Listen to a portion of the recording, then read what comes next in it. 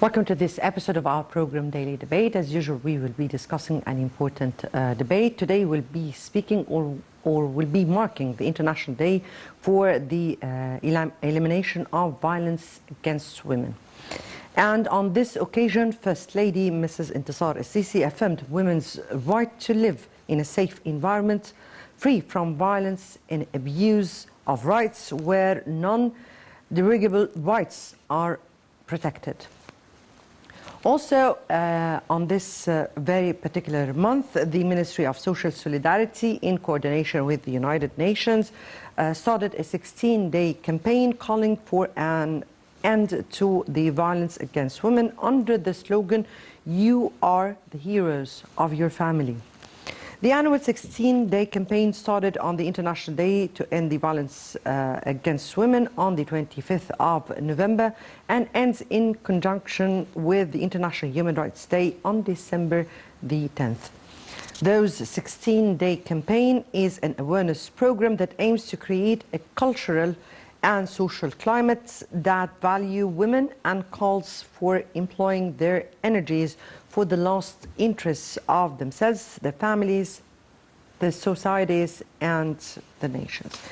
Egypt has already adopted a national strategy to combat violence against women in April 2015. That was 6 years ago.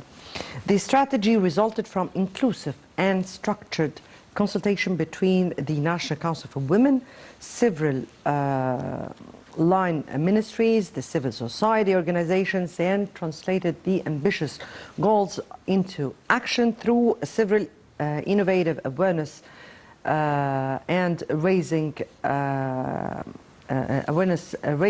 and interventions that has engaged all the segment of the society. The women definitely occupy a high priority in the state's programs and in Egypt's Vision 2030, and all these issues are concrete because the full support that is given by the political leadership and the efforts of all the governments, ministries, institutions, the National Council for Women, and all the national entities all together. Tonight we'll be highlighting the importance of this file, how Egypt is cooperating with the international bodies in order to find a way to end all forms of violence against women, while at the same time working on empowering them.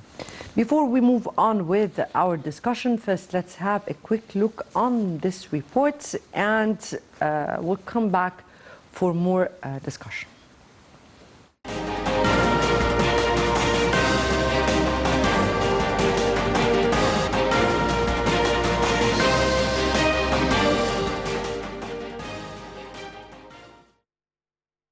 On the occasion of the International Day for the Elimination of Violence Against Women, First Lady Intisar Al-Sisi affirmed women's right to live in a safe environment, free from violations and abuse of rights, where non-derogable rights are protected. Mrs. Intisar Al-Sisi said that Egypt is moving steadily towards empowering women, promoting their rights and protecting them from all kinds of verbal and physical abuse.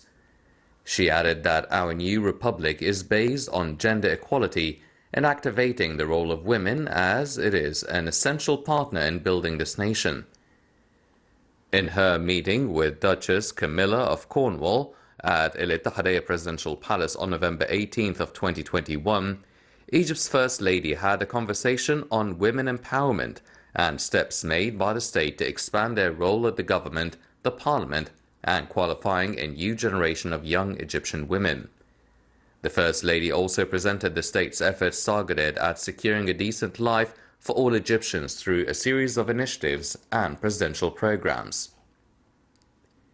In his speech at the 8th session of the Organization of Islamic Cooperation Ministerial Conference on Women in July, President Abdel Fattah al-Sisi affirmed that Egypt over the coming 2 years will focus on two main issues: empowering women economically and combating the negative impacts of terrorism and extremism against women.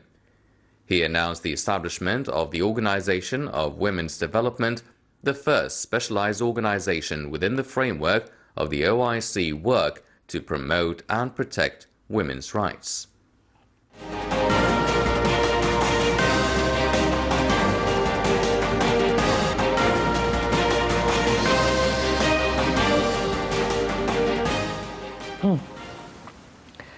Right, welcome back. And to highlight this issue and to highlight or Egypt's efforts in this domain, we have with us over the phone Dr. Fatima Khafaji, member of board of the Arab Women League and coordinator of the Arab Women's Network for Equality. Good evening to you.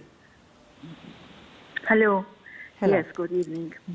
Right, so we've just seen this report in which started with the words of the First Lady, Mrs. Intisar Sisi, her tweet that she gave, and then her words and statements that were with the Duchess of Cornwall that came with her husband, the UK Prince, here in Egypt. And that was an important visit in which a long conversation went into this domain. First, let me take your reading to the statements of the First Lady. Well, actually, I think the whole world now is always every year celebrating 16 days of activism to end gender-based violence. And this is very important that Egypt is also part of this activity, and we actually giving priority to this issue because, like maybe 5 or 6 years back, we were not really focusing on this issue. So focusing on it is very important. It's the step was really not ending it completely because it's very difficult, but at least addressing it seriously and having a political will to end it. Right. Here, the First Lady has spoken about the importance of women having their full right to live in a safe environment, free from violations and abuse of rights, where non-derogable rights are protected. When we speak about a safe environment, how do you read those words? And how far has the state gone in providing women a safe environment in order to be able to live safe and with no abuse to her rights? Yeah, the first step actually, we have to encourage women to report any kind or any form of violence that is exercised against her, because there are so many reasons that women do not report. Yes, Dr. Fatima, first, before I go into what women have to do in order to reach that, I was speaking about the efforts that were exerted first by the country, and then we'll speak about what challenges and how do women confront such an issue. So from your point of view, during the past period, what were the efforts that were exerted by the states in order to give women a safe environment and try as much as possible to protect her from any kind of abuses? Yeah, first of all, I'm still insisting on the fact that women are reporting more, and this is a step that the state has encouraged women to report the incidents of violence that are exercised against them. So this was not happening before. So at least this is, something that one has to really acknowledge, that this is one of the things, the good things, that the state has encouraged women to report. Secondly, we had a strategy combating violence against women like 4 or 5 years back. So this is a good step actually, but we need to implement all what has been written in the strategy. because I mean we have a good strategy and we have to implement all of what is in the strategy. So that's why I mean we started with good things and we have results of these good things, but we need to complete. Mm-hmm. From your point of view, what are the points of strength that women are witnessing today or experiencing today, and what are the challenges that women are facing and what we have to do? I mean, there has been, for instance, I mean, good articles in the penal code that punishes the perpetrator of violence against women. But we need actually a comprehensive law, not only articles in the penal code. So we need a comprehensive law that addresses all forms of violence against women.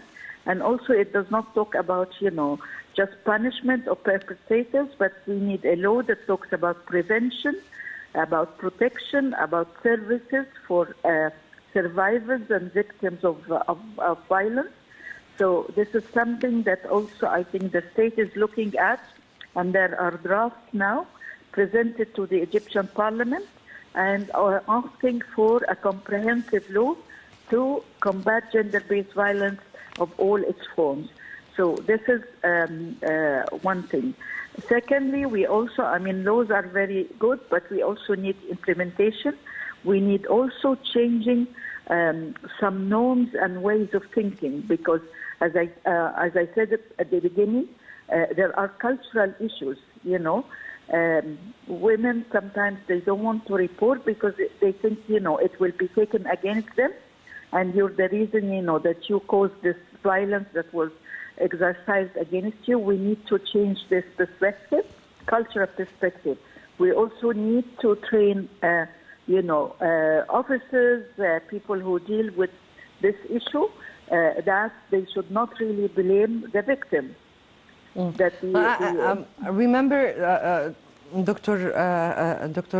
Khafaji here, we're speaking about a national strategy that was adopted in 2015. That means 6 years ago, after 1 year of full consultation among different entities in the society, officials and non-official with the civil society, plus the Constitution for the first time included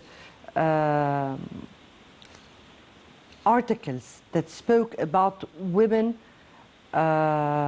situation and women protection, and we're speaking here about Article 11, Article 58, 59, 60 and 99. We're speaking as for the Constitution that has adopted several